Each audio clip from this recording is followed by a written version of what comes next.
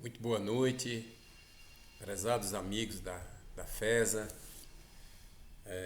Para nós é um motivo de muita alegria poder estar compartilhando dessa forma nesse período que nós estamos vivenciando, que é um período de quarentena, em que muitos de nós permanecemos isolados, e o isolamento é uma coisa importante, necessária, já se sabe.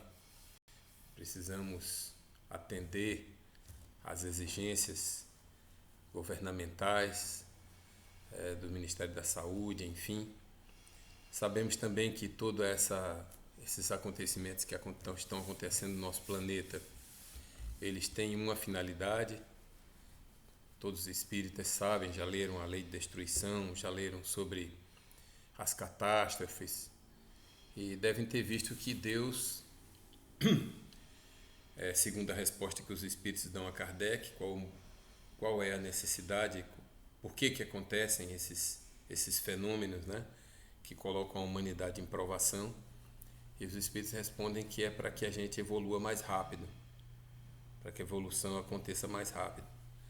Então, e até os espíritos perguntam logo depois, mas não teria um jeito de haver progresso sem que necessariamente houvesse esses transtornos todos assim? E os espíritos dizem que Deus todos os dias nos coloca oportunidades de crescer, de avançar e de transformar, e infelizmente a gente não dá atenção. Essa situação desses vírus, né, introduzindo assim, só para a gente poder não passar batido no assunto da atualidade, ele na realidade ele reflete ou ele revela a doença espiritual que nós temos, né? Que o nosso planeta tem. Então, nós somos doentes porque espiritualmente somos doentes. Então, mais cedo ou mais tarde, uma alma adoecida transfere para um corpo igualmente adoecido. Isso é uma coisa que é da lei de causa e efeito, não há muito o que fugir. Então, nós esperamos que, passada essa pandemia, porque vai passar como tudo que a provação passa, tem data para acabar, a gente tire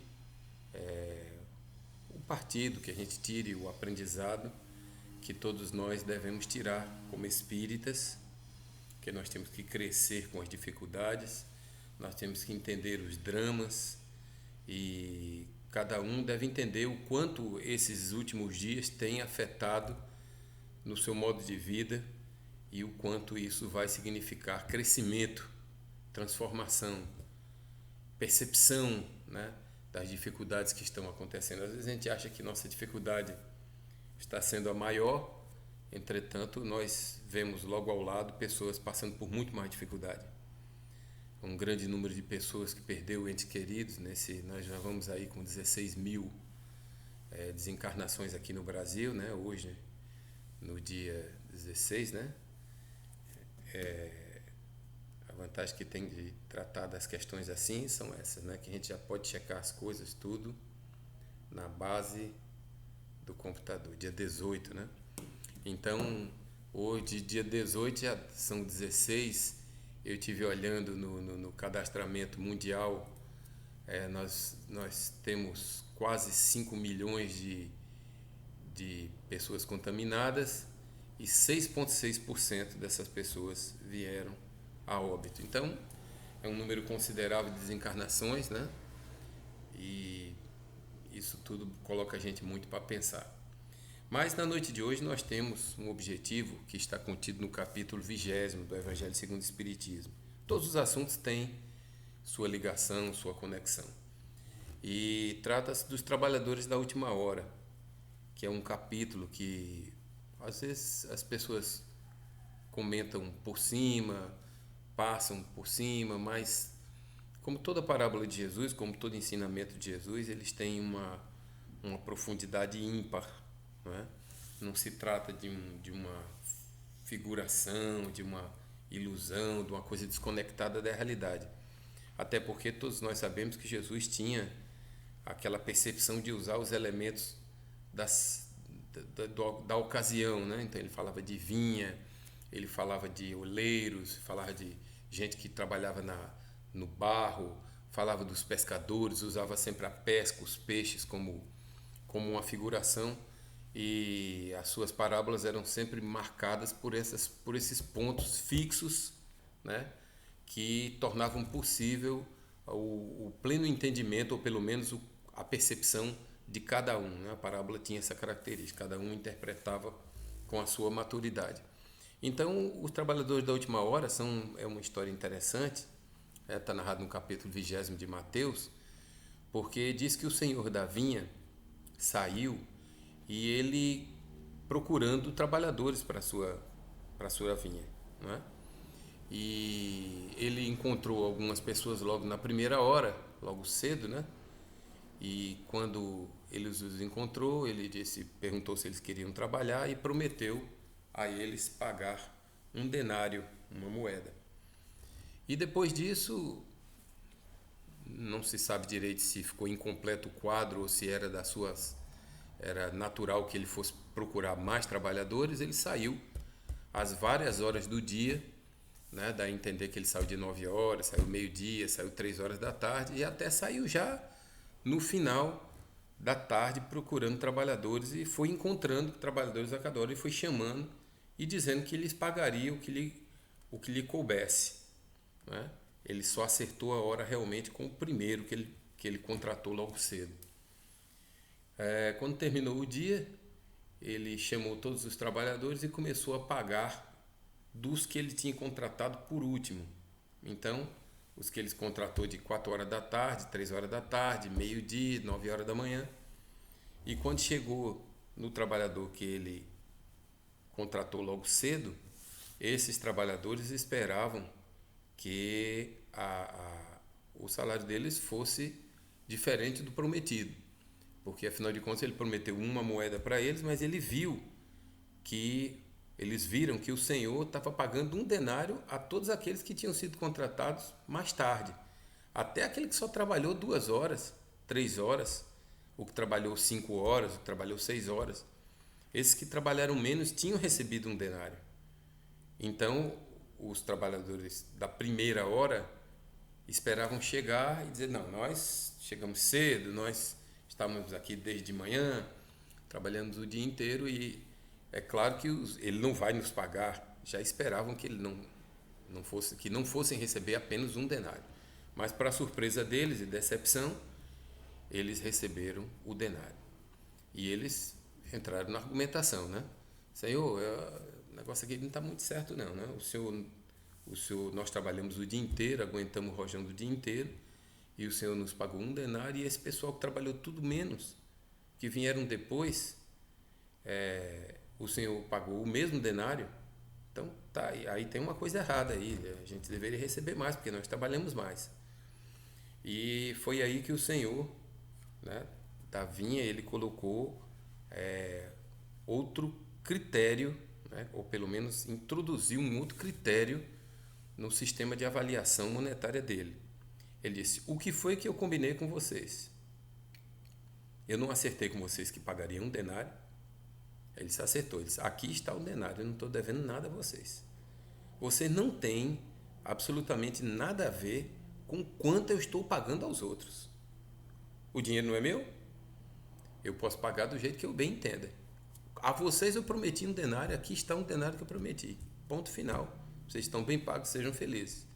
Quanto aos outros, é problema meu, que sou o dono da vinha, que sou o dono do dinheiro, que sou o dono das possibilidades, que realmente dispõe das possibilidades, saber quanto eu pagaria. E eu paguei como quis. E você não tem nada a ver com isso. Agora, quando você analisa a parábola assim, você diz, realmente, a coisa parece meio injusta. Uma sobrinha minha, que mora em Garanhuns, ela lendo essa parábola, ela mandou para mim. Ela dizia, tio Hércules, como é que a gente pode entender uma injustiça dessa cometida por Jesus, né? Ou pelo menos pelo exemplo que Jesus falou. Se ele estava se referindo ao Senhor da vinha, querendo dizer que era o Criador, que era o Pai, como é que Deus poderia valorizar o trabalhador que trabalha mais desvalorizar o trabalhador que trabalha mais e valorizar o trabalhador ocioso. Então é preciso ver as entrelinhas da coisa. Primeiramente, todas as vezes que o senhor da vinha saiu procurando o trabalhador, ele encontrou os trabalhadores em ponto de trabalho. Querendo dizer que todos eles não estavam trabalhando porque realmente não foram contratados. Tanto é que o da última hora, o último trabalhador da última hora, houve esse contato com ele que o Senhor perguntou: por que é que vocês não estão trabalhando? Por que é que vocês estão até essa hora parados? Ele disse: porque ninguém veio nos contratar. Dando a entender nas entrelinhas que aqueles homens não estavam necessariamente desocupados. Eles não estavam necessariamente parados. Eles estavam funcionando o dia inteiro com o que lhes coube, com o que lhes cabia, com o que era possível ser feito. E somente poderiam ser contratados depois que o senhor da vinha viesse contratá-los. Então, quer dizer, era como se o senhor tivesse feito uma valorização além da dedicação no próprio trabalho, que é uma fala que nós usamos muito, né? Que é um conceito que é, até certo ponto, colocado no cotidiano de quem é espírita. Porque nós sabemos que o trabalho verdadeiro não é o trabalho remunerado. O trabalho que, de fato, nós temos que ter na vida é um trabalho que diz respeito à sua dedicação, à forma como você pode se dedicar a qualquer atividade útil, produtiva. Então, avaliar o trabalho e o trabalhador, sob o ponto de vista monetário, sob o ponto de vista do dinheiro, é a característica nossa, aqui do planeta. Muitas vezes até nós valorizamos ou desvalorizamos as pessoas pelos que elas têm, pelo dinheiro que elas ganham, pela ocupação que elas têm, pelo tipo de emprego, pela responsabilidade do emprego, quando na realidade o fato dela existir, o fato dela respirar, dela ter um espaço, dela ser um filho de Deus, ela ter uma missão qualquer que seja, e certamente o tem aqui na Terra, é importante. Então não só conta o quanto ela está trabalhando, recebendo dinheiro, conta também o quanto ela se esforça independentemente da sua profissão, do que ela faz para ser remunerada.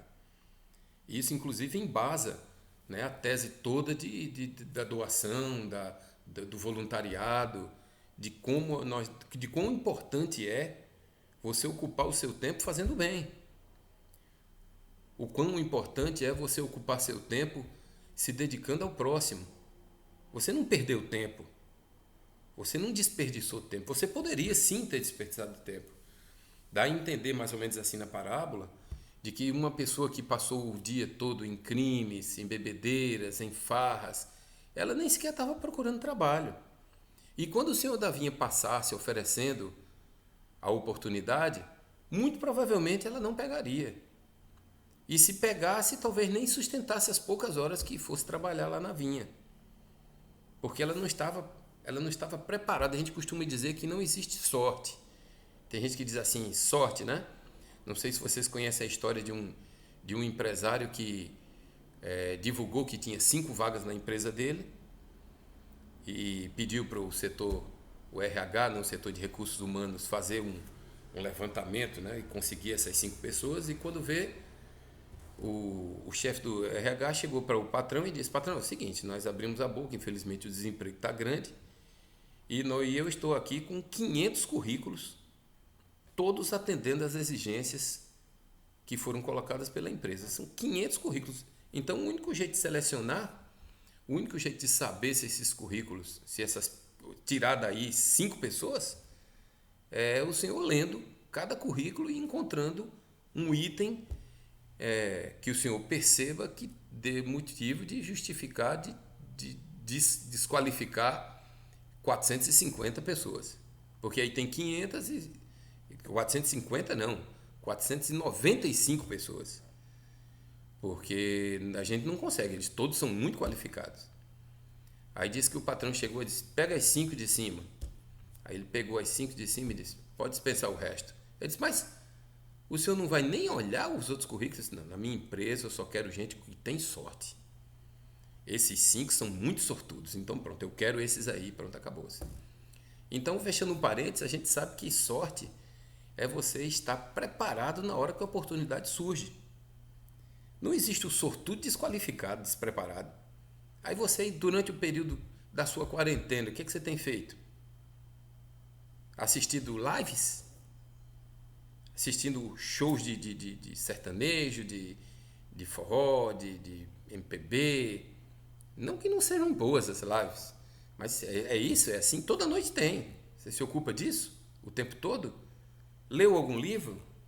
Cursos online que tem montes. Você se integrou em algum? Procurou melhorar a sua informática, seu inglês, seu espanhol, seu francês? Entrou em algum curso de línguas? Atualizou, aproveitou para fazer uma limpeza geral em casa? Juntou o que estava ruim para doar, as roupas, sapato, deu aquela geral, aproveitou para fazer aquela geral, consertou as torneiras que estavam derramando água, desperdiçando, jogando dinheiro fora e jogando os recursos naturais fora? O que foi que você fez do momento em que você ficou, que nós estamos assim parados? Você sente que produziu alguma coisa útil? Foi demais para você? Não está sendo remunerado por uma coisa que você tem que fazer? Entenderam? Que o assunto é um assunto do cotidiano?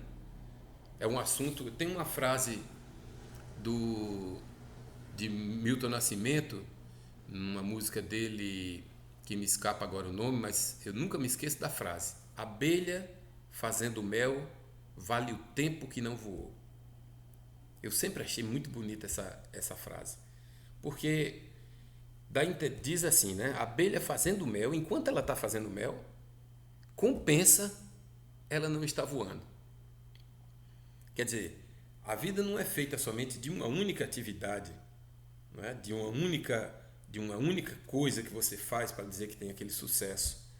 Não é só porque você teve o seu trabalho reconhecido, não é só porque as pessoas viram as coisas que você construiu, mas no silêncio, na intimidade, né? Nas horas que passam, na qualificação de como você valoriza, de como você faz sua vida ser diferente.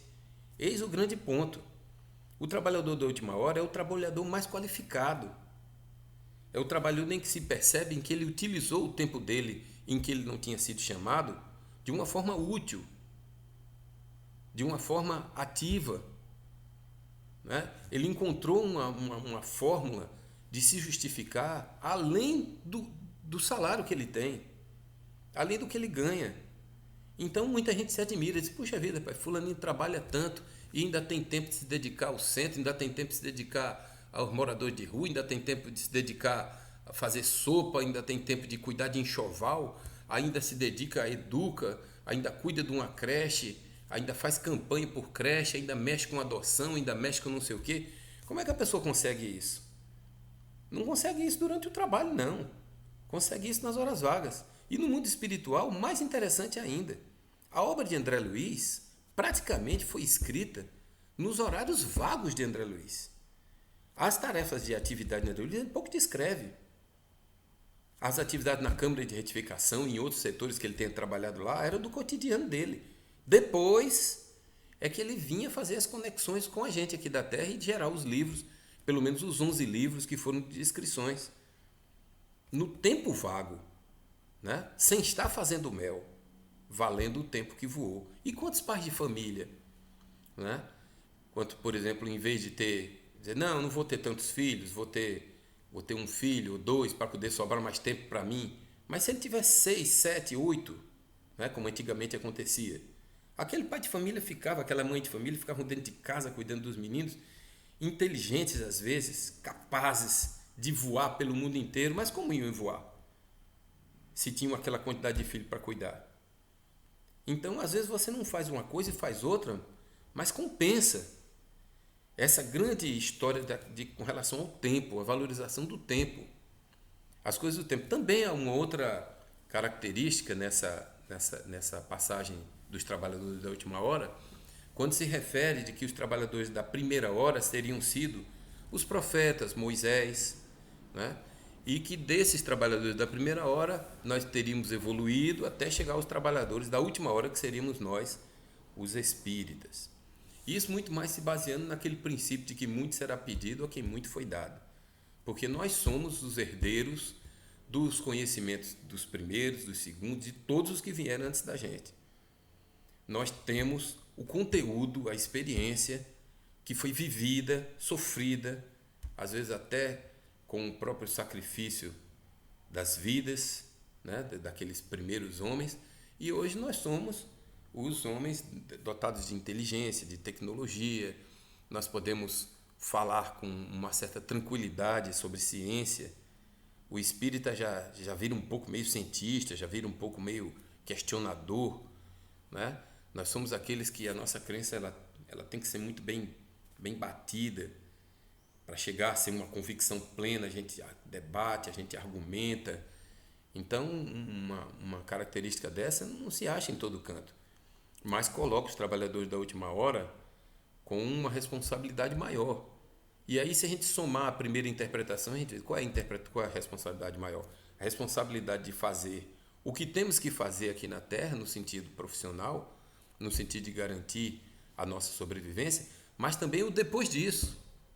Ou seja, enquanto você não está contratado, você continua, como dizia a outra parábola, vestindo as núpcias, as roupas para entrar na parábola, no festim de bodas. Aquela preparação, então você se arma. Né? Uma hora o Senhor chama, você está preparado? Você se organizou? Aí diz, não, mas eu estava numa dificuldade grande, mas dificuldade talvez não seja grande, não é? A grande justificativa. Você vai chegar no mundo espiritual e vão dizer assim, vamos ver o bem que você fez. Aí você vai dizer, poxa, fiz pouco, também eu não tinha as pernas. E aí eles vão dizer, sim, e seus braços, e sua voz, e sua inteligência, e suas outras aptidões. Ele diz, pois é, sim, mas você devia ter feito com todas elas. E por esse princípio, você pode ir cortando, pode ir tirando as possibilidades, pelo menos as físicas, e porque as mentais são complicadas, não é? E aí você não vai encontrar uma justificativa para ter ficado ocioso no sentido das ocupações, enquanto o Senhor da vinha não veio lhe contratar. Para você receber esse denário, você evidentemente tem que estar ocupado o tempo todo na ação do bem, nas transformações, cuidando do seu pensamento, orando e vigiando, mantendo as estruturas todas em equilíbrio. Nós todos sabemos que é difícil. Muitos amigos nossos dizem, rapaz, eu vivia num ritmo, aí de repente tenho que ficar dentro de casa e tal, e lutando ali, e às vezes a mulher mandando daquele jeito. E eu disse logo para ele, rapaz, tem um jeito da mulher não mandar. Faça antes. É o melhor jeito. Então você vai logo, lava os pratos. Não espera ela mandar não, vai logo lavando os pratos. Olha para a casa suja, já na sua cabeça você sabe, meu bem, varra. Tu varre logo. Não deixa nem ela mandar não.